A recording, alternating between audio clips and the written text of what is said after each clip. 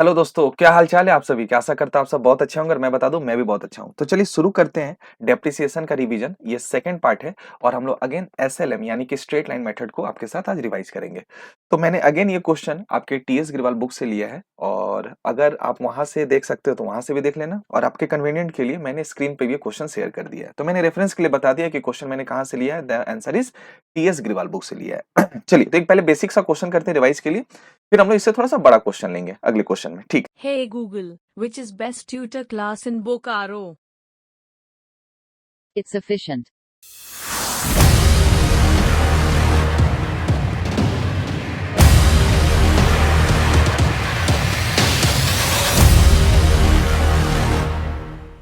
God, क्या है question. अब थोड़ा एक लेवल आगे बढ़ेंगे, एक लेवल सीढ़ी ऊपर चढ़ेंगे जी। क्या है क्वेश्चन, लिखा है स्टार ब्रो परचेस अ मशीन। क्या इन्होंने भी एक ही मशीन खरीदा है और क्या वो 1 अप्रैल 2022 को खरीदा है, और वो जो खरीदा है वो 4,82,000 यानी कि ओरिजिनल कॉस्ट और इंकर्ड कर दिया, और यानी कि और 18,000 खर्च कर दिया किस चीज पे, इंस्टॉलेशन पे। तो जैसे साल शुरू हुआ उसी दिन खरीदा, तो बताओ मुझे मशीन कुल कितने की पड़ी। तो ओरिजिनल कॉस्ट 482 प्लस 18 यानी कि 5 लैक्स। डन। आगे लिखा अनुमान लगाया जा रहा है कि हमारे काम कितने साल आने वाला है। तो ये खूब से खूब हमारे साल कितने साल आने वाला है, 10 ईयर्स। और जब ये 10 साल के बाद खत्म हो जाएगा, बेकार हो जाएगा, तो कबाड़ी वाले अंकल हमें कितना देकर जाएंगे, तो वो देकर जाएंगे 50,000। और आपको क्वेश्चन कर रहा है कि ये जो फर्म है इनका जो बुक्स ऑफ अकाउंट है वो कब क्लोज हो रहा है, वो क्लोज हो रहा है 31 मार्च एवरी ईयर। क्वेश्चन कह रहा है प्रिपेयर मशीनरी अकाउंट कितने साल का, पहले 3 साल का। डेप्रिसिएशन किससे लगाना है, स्ट्रेट लाइन मेथड। बढ़िया, हाँ सर बढ़िया। तो चलिए पहले हम क्या करेंगे सर, आप समझ गए हम लोग। आप पहले तो सर फोटो बनाने वाले हैं। हाँ जी, मुझे फोटो बनाना बहुत पसंद है। और कितने साल का फोटो बनाएंगे सर, 3 साल का बनाएंगे।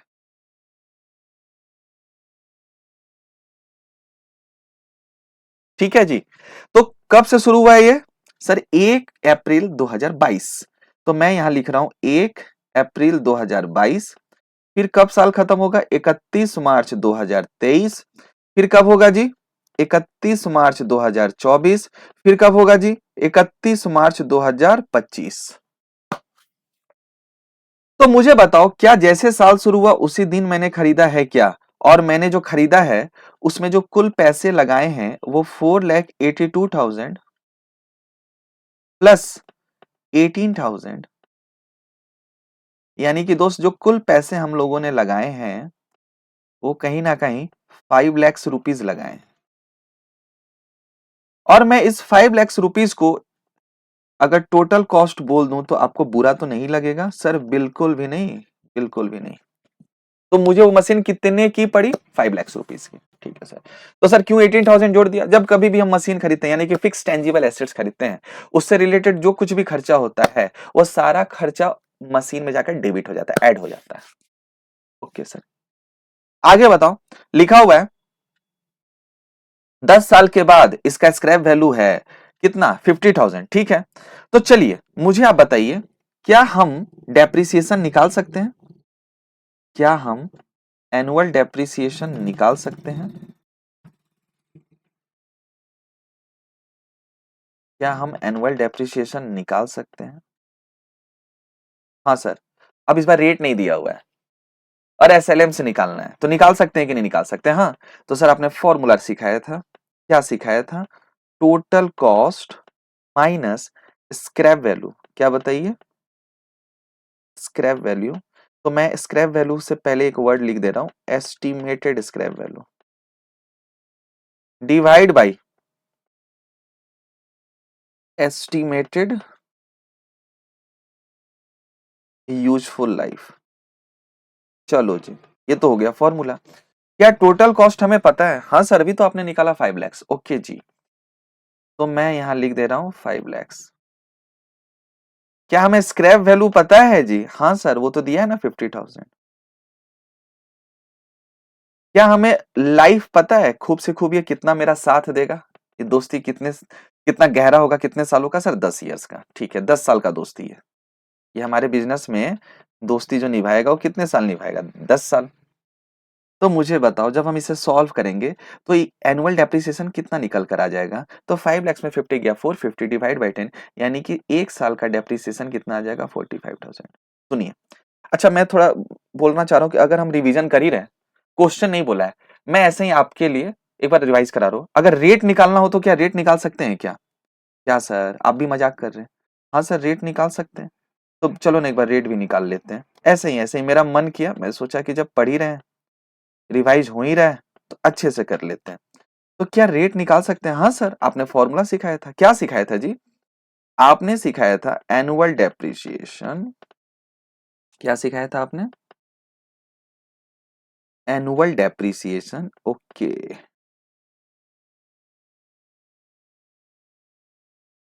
Divide by total cost. Okay, divide by total cost, और रेट है तो परसेंटेज में होगा तो 100 से मल्टीप्लाई कर दो। क्या मुझे एनुअल डेप्रिसिएशन पता है? सर अभी तो आपने निकाला, दिख भी रहा है स्क्रीन पे, दिख रहा है स्क्रीन पे कितना ऊपर में? 45,000। तो मैं यहां पे लिख देता हूं 45,000।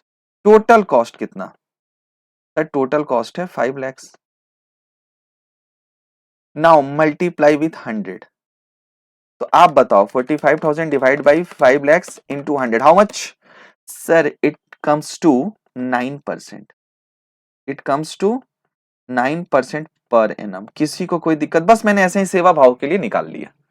जब रिवीजन कर ही रहे हैं तो अच्छे से करेंगे। हाँ सर, आ जाओ। अब हमें फटाफट यहां लिखना है। मुझे बताओ पहला साल जो साल के अंत पे डेप्रिसिएशन लगेगा और वो एसएलएम है, तो क्या वो 45,000 होगा? और ये जो हमने डेप्रिसिएशन निकाला, क्या हमने ये एसएलएम से निकाला? क्या दूसरा साल भी 45,000 निकलेगा? और क्या ये भी डेप्रिसिएशन होगा?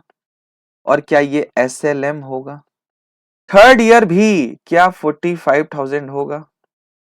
क्या ये डेप्रिसिएशन होगा? क्या ये एसएलएम होगा? तो हमने अमाउंट में भी निकाला डेप्रिसिएशन और रेट भी निकाल लिया, क्योंकि रिवीजन कर रहे तो अच्छे से करेंगे दोस्त, कुछ भी कमी नहीं रहनी चाहिए। तो सर यहाँ पे तो हर साल डेप्रिसिएशन का अमाउंट सेम दिख रहा है, यही तो खास बात है इस मेथड का। और इसी खासियत की वजह से इनकम टैक्स लॉ इसे पसंद नहीं करता है, बोलता है हमारा सबसे प्यारा मेथड जो है वो डब्ल्यूडीबी है, रिटर्न डाउन वैल्यू मेथड, जो इसके बाद हम लोग पढ़ने वाले हैं। तो एसएलएम का मतलब ही है कि हमेशा जो अमाउंट होगा डेप्रिसिएशन का वो सेम होगा, और जो रेट होगा वो कांस्टेंट होगा। तो क्या हर साल अमाउंट ऑफ डेप्रिसिएशन 45,000 ही निकलेगा? ठीक है सर, हमें 3 इयर्स का लेजर पूछा है। तो आप मुझे बताओ जब थर्ड ईयर के अंत में आएंगे तो मेरे मशीनरी अकाउंट के लेजर में बैलेंस दिखेगा? हाँ सर दिखेगा। और कितना दिखेगा? तो मुझे बताओ, हमने खरीदा था 5 लैक्स का, 5 लैक्स को 5 लैक्स पे 3 बार चाटा पड़ा हर साल के अंत में, कितना कितना? 45,000 45,000 45,000। तो फिर जब हम आएंगे थर्ड ईयर के अंत में, तो बताओ उस दिन जो भाव चल रहा होगा बच्चों, वो कितना चल रहा होगा? 5 लैक्स माइनस 45 माइनस 45 माइनस 45। बताओ बच्चों कितना भाव चल रहा होगा? तो 5 lakhs minus 45 minus 45 minus 45। Sir अब चल रहा होगा उसी मशीन का वैल्यू पता है, 3,65,000। तो क्या ये जो 5 लैक्स है, क्या ये टोटल कॉस्ट है? और क्या ये डेप्रिसिएशन है? तो बताओ 3 साल के बाद का जो बुक वैल्यू होगा, जो हमने खरीदारी करा था कितने में? 5 लाख में, आज उसका भाव कितना चल रहा होगा? The answer is 3,65,000। अब हमें संतुष्टि के लिए, क्वेश्चन का मन रखने के लिए कि क्वेश्चन जी बुरा ना मान जाए, तो एक बार लेजर भी बना लेते हैं। और जब हम लेजर में थर्ड ईयर का बैलेंस सीडी निकालेंगे क्रेडिट साइड में, तो क्या 3,65,000 ही आना चाहिए? The answer is yes. चलो जी चलो, फटाफट लेजर बना लेते हैं। तो जब लेजर बनाएंगे तो पहले यहां पे लिखेंगे मशीनरी अकाउंट। क्या लिखेंगे? Machinery account. और क्या ये जिसका लेजर बना रहे हैं, क्या उसका नाम दिया हुआ है? हाँ सर, स्टार ब्रो। क्या दिया हुआ है? तो हम यहाँ पे सुंदर हैंडराइटिंग में पता है क्या लिखेंगे? In the books of, okay, क्या लिखेंगे? Star bro.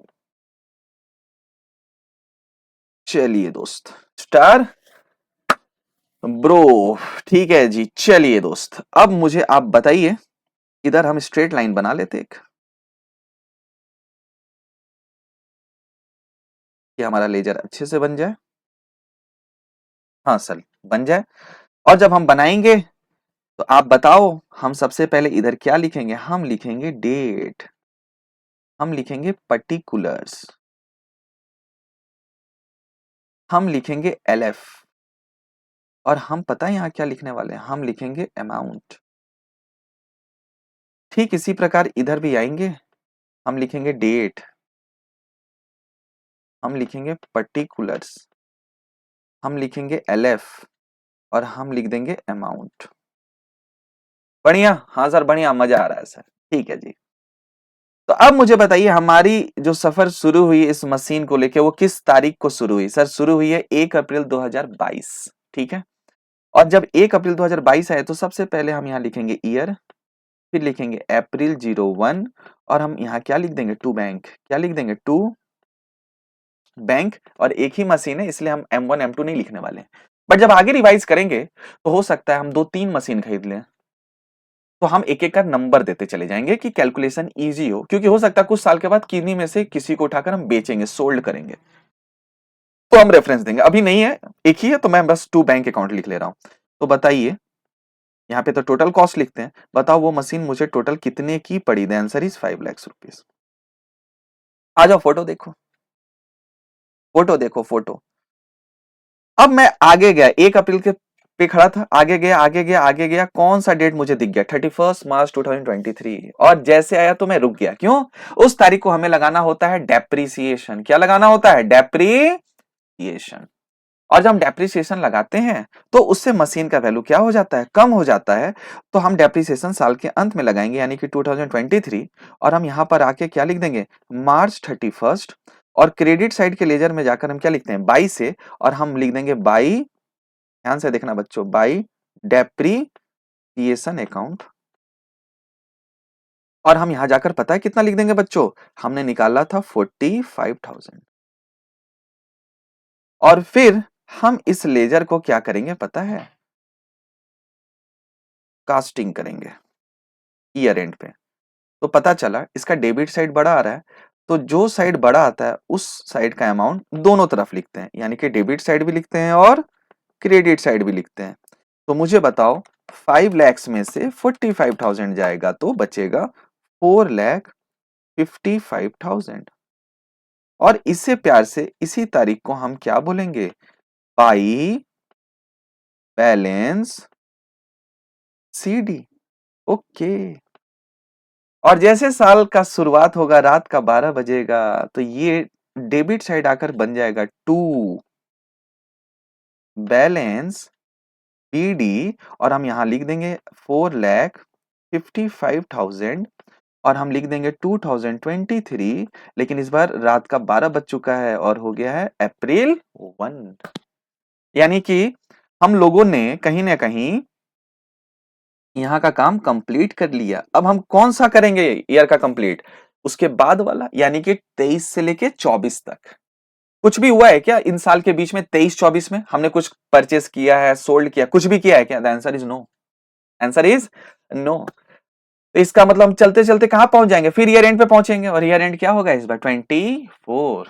और 24 पे फिर क्या लगेगा? डेप्रीसिएशन। और कितना लगने वाला है दोस्त? 45,000। सर सेम आ रहा है, एसएलएम है ना, तो एसएलएम में अमाउंट क्या होता है डेप्रिसिएशन का? सेम होता है ना। आइए ना, लिखते हैं। सर लिखो ना। तो अब जब साल के अंत में आ जाएंगे तो हम आ जाएंगे 2024, और हम आएंगे यहाँ पे लिखेंगे मार्च 31। और पता है दोस्त, हम क्या लिखेंगे? By depreciation account. और हम यहाँ पे लिखने वाले हैं अगेन 45,000। तो सर डेप्रिसिएशन तो सेम आ रहा है, तो आपके रेफरेंस के लिए मैं इसको हाईलाइट भी कर देता हूं।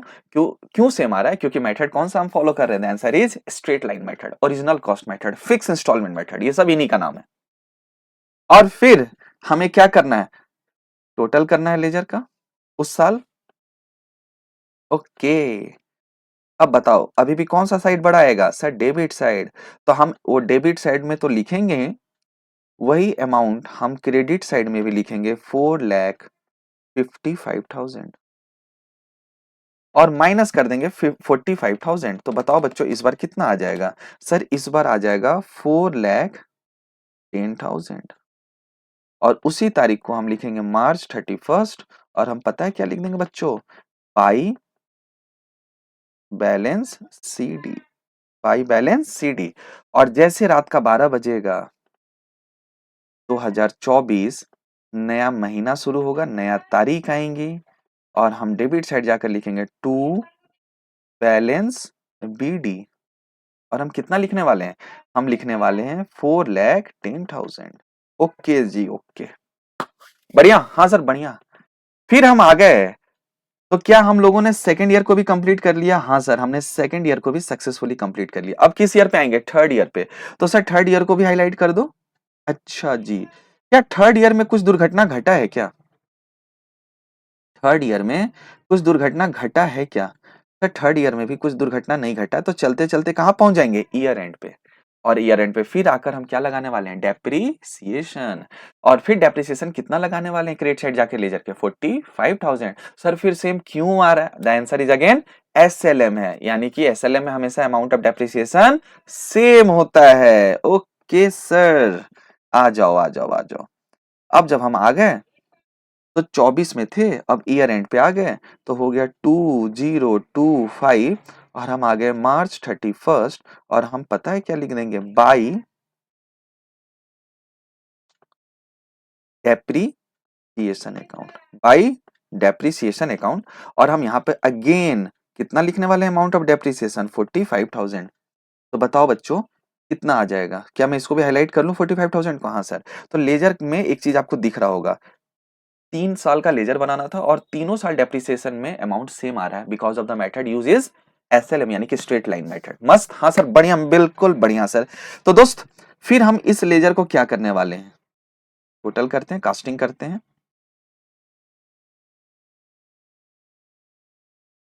और अगेन डेबिट साइड का अमाउंट बड़ा आ रहा होगा 4,10,000, 4,10,000 और 4,10,000 में से फिर 45 माइनस करेंगे तो पता है दोस्त कितना आ रहा है? 3,65,000। और ये कब लिख देंगे? मार्च 31st और हम इसे क्या बोलेंगे? By balance CD। तो CD महीने के अंत में आता है और BD महीने के शुरुआत में आता है, यानी कि CD को हम क्लोजिंग बैलेंस बोलते हैं और BD को हम ओपनिंग बैलेंस बोलते हैं। ठीक है सर। अब जैसे रात का 12 बज गया, ये 24 का हो गया 2025, नया साल, नया महीना, नया तारीख और हम डेबिट साइड जाकर लिखेंगे टू बैलेंस BD और हम लिखने वाले हैं 3,65,000, 3,65,000।